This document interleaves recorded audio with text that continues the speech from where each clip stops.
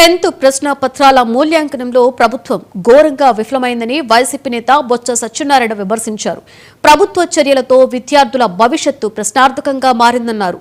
ఏడాది పాలనలో ఏం చేశారో చెప్పుకోలేక 3 రోజులు కడపలో డ్రామా నాడు నిర్వహించారని దుయ్యబట్టారు.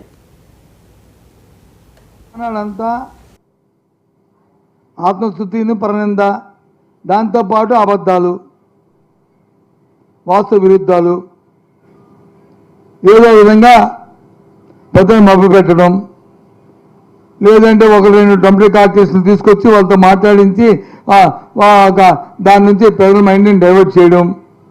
ఎందుకంటే ఏం జరిగింది?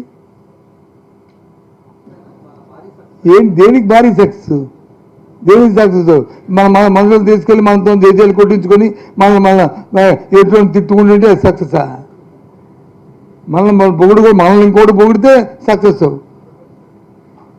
మనమే పొగుడుకొని మా ఎదురుమనిని తిట్టి దేనికి ఏంటి సక్సెస్? కొలమానం ఏంటి?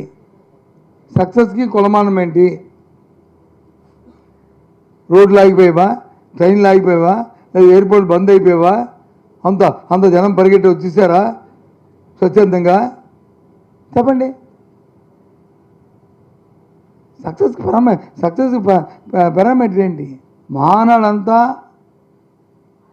ఆత్మస్తుతిని పరనింద, దాంతోపాటు అబద్ధాలు, వాస్తవ విరుద్ధాలు, ఏదో విధంగా పెద్దలు మభ్య పెట్టడం, లేదంటే 1-2 టెంపరీ ఆర్టిస్టులు తీసుకొచ్చి వాళ్ళతో మాట్లాడించి